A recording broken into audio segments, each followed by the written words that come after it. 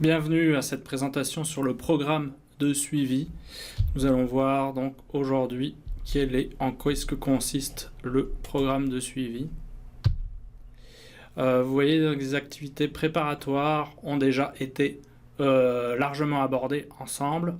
Suite à ça, il y avait l'investigation sur le site, l'analyse des rapports que nous avons vus, ce qui mène à la clôture de l'audit, brièvement décrit au point 6.6 de la norme. Et finalement, vous voyez ce qui fait suite en fait à la clôture, qui vient après la clôture de l'audit, et le programme de suivi. Donc c'est optionnel à l'audit, et il n'en fait pas partie de l'audit. C'est ça que nous allons regarder aujourd'hui. Alors je vous propose les 4 étapes suivantes qui comportent le programme de suivi. D'abord, donner la priorité aux recommandations, aux besoins d'amélioration. On va regarder comment faire ça. Développer ensuite un plan d'action. On va voir même un exemple de plan d'action. Un exemple avec des bons points et des mauvais points. Produire des rapports d'avancement. Et puis vérifier la mise en place et l'efficacité des actions correctives. Alors attention, même si un même auditeur participe aussi à un programme de suivi, là il y aurait un risque de conflit d'intérêts pour un audit futur, donc il devrait plus pouvoir réaliser des audits suivants, à moins que l'auditeur ne participe pas dans la réalisation du programme de suivi. Question fondamentale. Comment prioriser? Quelle priorité donner suite aux recommandations d'un rapport? Et ça, c'est vraiment en discutant avec votre client, ça va être selon ses besoins. Prioriser peut être par urgence, par importance. Quelle différence entre urgence et importance? Vous pourriez commencer par exemple pour des aspects qui sont à la fois importants, donc vraiment très significatifs, et urgents parce qu'ils sont associés par exemple à des situations d'urgence. Vous les feriez en premier, les plus importants et urgents. Et ensuite, moins importants mais toujours urgents. Et ensuite, quand même importants mais moins urgents. Ça peut être une façon de prioriser, c'est très discutable. Il y a plusieurs manières de le faire. Il faut essayer de le faire de la façon la plus rigoureuse et sous la base d'une entente avec votre client. Les recommandations donc, peuvent être classées par ordre décroissant d'importance. Vous allez voir s'il y a des dangers imminents. Ça va être ça, votre façon de prioriser. Ou par rapport à la réglementation locale, nationale, etc. Par rapport à des politiques internes, par rapport à des codes de bonne pratique. Vous allez faire un listing, une hiérarchisation des actions à poser. Perception du public, qu'est-ce qui est le plus sensible pour le public? Ça pourrait être votre façon de hiérarchiser vos actions. Par procédure d'opération. On commencerait par les opérations les plus critiques pour aller vers des opérations dans l'usine qui seraient moins primordiales.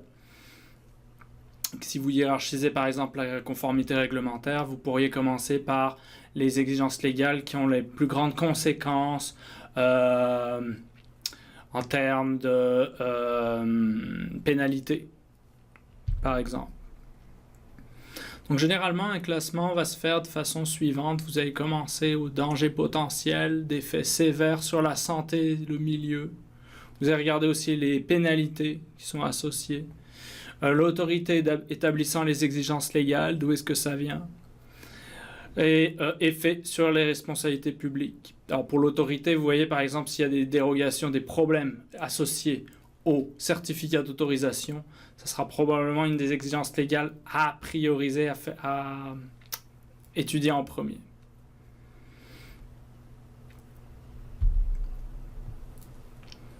Ensuite, vous allez pouvoir développer votre plan d'action en fonction de cette hiérarchisation des actions.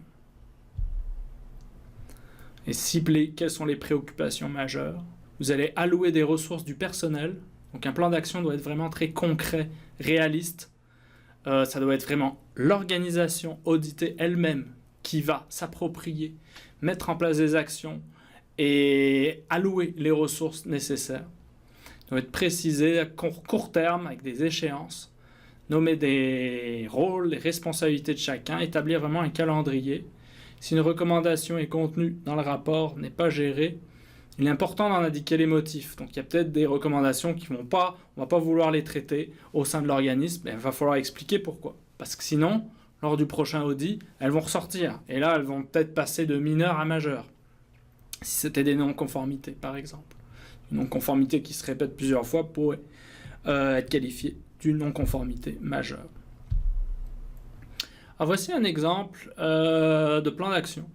Vous voyez, il est indiqué en anglais, mais résumé, c'est donc il y avait des non-conformités réglementaires, vous voyez, des aspects environnementaux, plusieurs étaient réglementés, et puis il y a des non-conformités associées à ces réglementations-là, W3E, ROHS, REACH, Prop 65, qui sont vraiment des non-conformités associées à des équipements électroniques.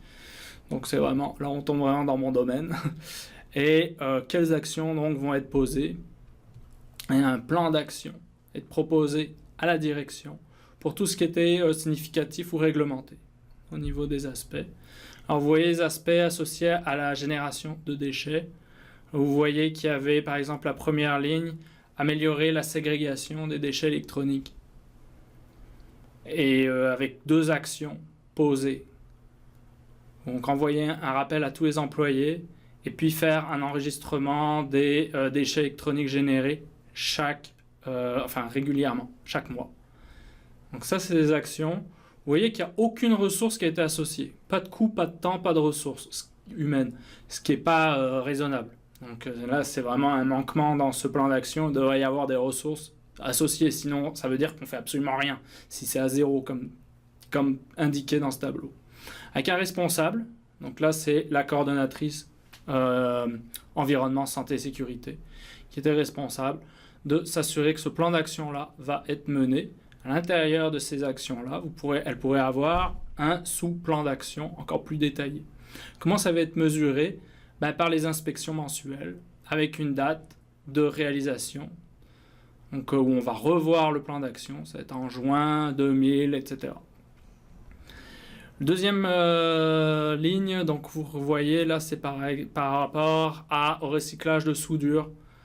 Alors comment est-ce qu'ils vont s'y prendre? Vous voyez, il y a des détails avec des allocations un peu plus précises. Bon, en termes financiers, il devrait y avoir ressources structurelles, organisationnelles, temps, etc. Donc là, vous voyez, ils mettaient juste la ressource la plus facile à documenter. Là, c'était l'achat, je pense, de poubelles pour le recyclage. Ségrégation du plastique, du verre. Mise en place d'un plan avec toujours des responsables. Un ou plusieurs responsables. La ségrégation du papier, du carton. Encore un ou plusieurs responsables. Vous voyez les aspects, donc la section suivante du plan d'action couvre les analyses de cycle de vie de produits. Vous voyez qu'elle est beaucoup plus détaillée en termes, en tout cas, de coûts et de ressources et de temps. Donc c'est quand même mieux. Ça sera beaucoup plus facile en fait à mesurer et à gérer.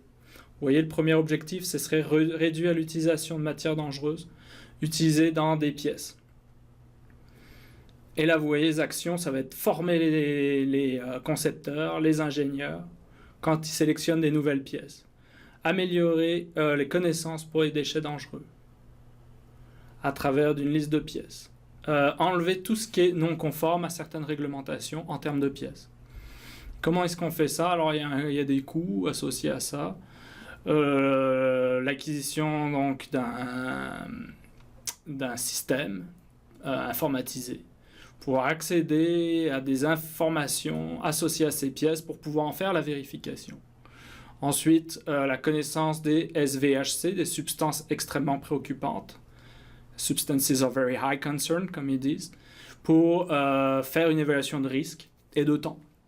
Et puis un estimé de 15 heures de recherche pour trouver des pièces alternatives, donc qui seraient moins dangereuses lorsqu'il n'y a qu'une seule source de pièces pour un équipement particulier. Avec des responsables, là ce serait le spécialiste en conformité environnementale de l'entreprise et puis un ingénieur de composantes. Dans les responsables, soit ça va être des postes, ça va être clairement le nom de quelqu'un dans les plans d'action. Comment c'est mesuré? L'achat du système informatisé, mais aussi augmenter donc l'acquisition d'informations sur une réglementation REACH particulière de 35 à 50% pour toutes les pièces. Vous voyez quelque chose d'assez quand même facile à documenter, à mesurer et pas discutable, etc. Avec des dates. Donc je vous laisse regarder les autres éléments. Vous pouvez faire pause à cette présentation si vous voulez regarder les autres lignes et m'envoyer un email si vous voulez en discuter également. Qu'est-ce qui étaient les bons coups ou les coups, les points qui auraient pu être améliorés. C'est sûr qu'on peut toujours mieux détailler un programme, un plan d'action, pardon. Troisième phase du plan d'action était reliée au transport. Vous voyez, pour réduire les gaz à effet de serre, avec l'allocation donc de primes pour des employés qui utilisent le transport en commun, qui font du covoiturage. Deux éléments pour réduire les gaz à effet de serre, deux objectifs dans un plan d'action associé au transport. Également, une réflexion sur comment mieux utiliser les vidéoconférences plutôt que de se déplacer. Et vous voyez que là, c'était pas mesuré. Donc on est vraiment à un état préliminaire du plan d'action en ce qui concerne cette ligne, cette deuxième ligne, deuxième objectif pour les transports. Utilisation d'énergie. Vous voyez également deux objectifs, réduire l'éclairage. Donc là, vraiment des actions assez détaillées pour un remplacement de néon vers le LED, pardon, avec un estimé de 2000 $ par an et des responsables. Comment ça va être mesuré? Donc, la consommation électrique, comment faire des ratios pour s'assurer que vraiment on mesure la consommation électrique? Parce qu'imaginez que la production augmente, vous avez beau réduire l'éclairage, enfin réduire la consommation en éclairage, ça va peut-être pas apparaître dans les rapports, par exemple, d'Hydro-Québec. Donc, plusieurs façons de le faire. Également pour les déchets d'eau. Donc, il y avait une petite action posée. Et là, vous ensuite proposez un plan, un rapport d'avancement. Donc, vous voyez, tout à l'heure, on voyait des dates, décembre, etc. Donc, les plans d'avancement vont être suite à ces échéanciers-là. Degré d'avancement du plan doit être documenté périodiquement pour qu'on vraiment avoir que les responsables soient toujours impliqués. Des fois, c'est pas toujours évident. Et puis, avoir des vérifications, donc s'assurer où est-ce qu'on en est. Est-ce qu'on s'approche du but à atteindre ou est-ce que vraiment on est encore très loin et puis là, il faut peut-être réviser les actions à poser. Pourquoi on fait tout ça? Pourquoi on veut documenter périodiquement les actions? C'est pour montrer qu'on fait preuve de diligence raisonnable. Et c'est surtout important lorsqu'on parle de non-conformité réglementaire potentielle. Vous auriez à justifier en fait des actions posées.